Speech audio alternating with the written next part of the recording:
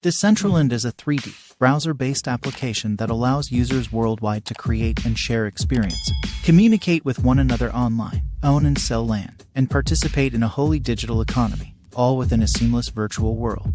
The platform's name comes from the fact that it is entirely decentralized and is managed and governed by its DAO instead of the foundation that created it. At launch in 2017, plots of land sold for around $20. By its latest peak in early 2022, the floor price for land was just under $13,000. It is typically regarded as a pioneer in its niche and one of the top decentralized metaverses. In this video, we are going to discuss about Decentraland. So let's get started. Who created Decentraland? Decentraland has been in development since 2015. The concept and platform were developed by Ari Malik and Esteban Ordano.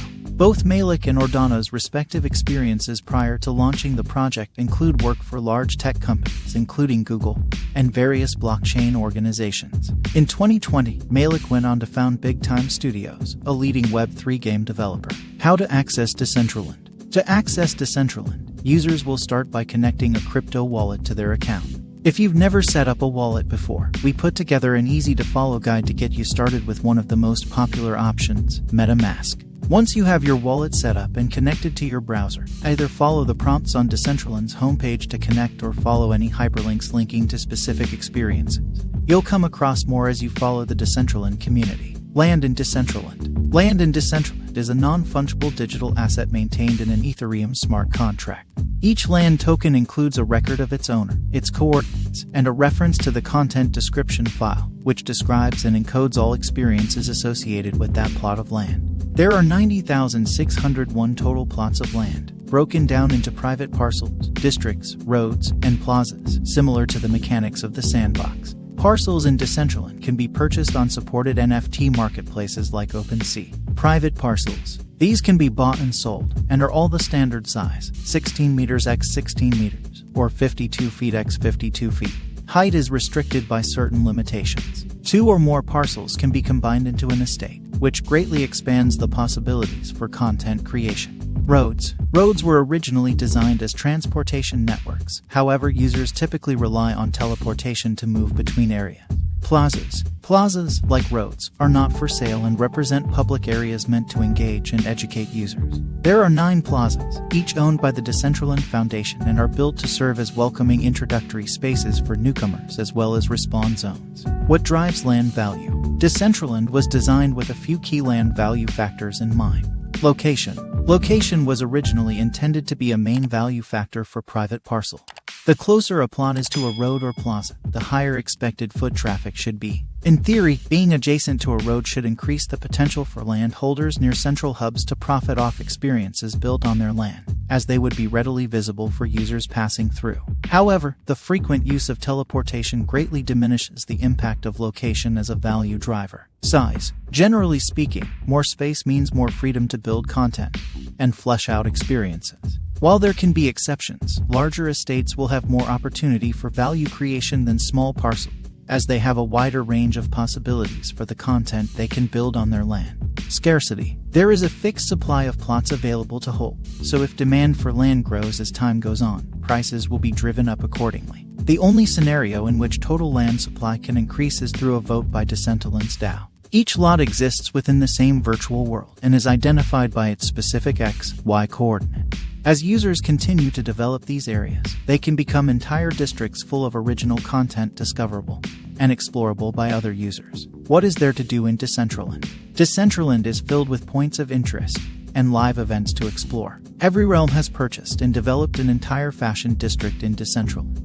This space, Metajuku, provides a space for users to visit, view, and buy from several third-party retailers. It includes virtual storefronts by DressX, JP, Morgan, and more. We also host Secret Chords, a recurring dance party featuring well-known DJs and performers. Sign up for our email list at the link above to get a reminder for the next event. You can own in-game assets with your wallet via purchasing them on the marketplace or as airdrops by participating in events and playing games in Decentraland. Currently, 2 tokens govern transactions within the virtual world, land and mana. With mana, users can purchase land, wearable, or even digital art from NFT art shows. When a user purchases a parcel of land with mana, that user receives a land token containing the coordinates and details of the virtual real estate.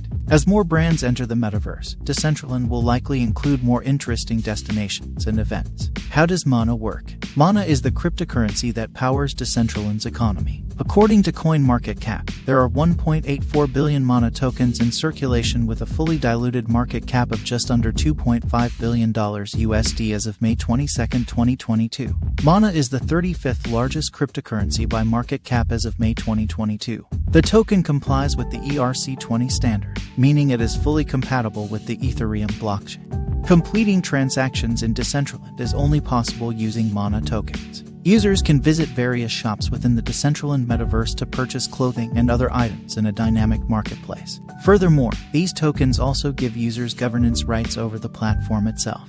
By logging into Decentraland's governance site, Mana owners can read and vote on current proposals for changes to be made to the virtual world.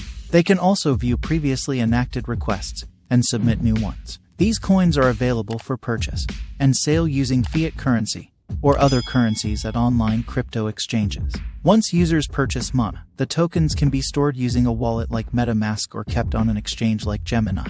The Decentraland economy also features a marketplace and editor to allow users to build their own scenes.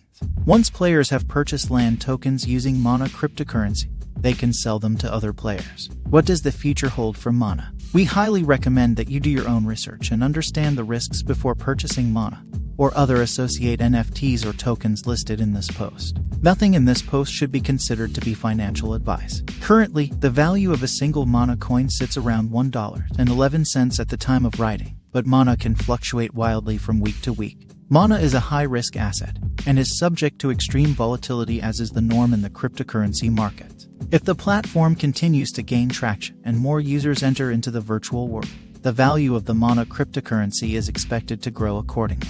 Decentraland is a distributed platform for a shared virtual world that enables developers to build and monetize applications on top of it. The scarcity of land, on top of which applications can be built, creates hubs that capture user attention, which drives revenue to content creators. Mana tokens will be used to purchase land, goods, and services in world. Mana tokens will also be used to incentivize content creation and user adoption, therefore bootstrapping the first decentralized virtual world. Fostering the network.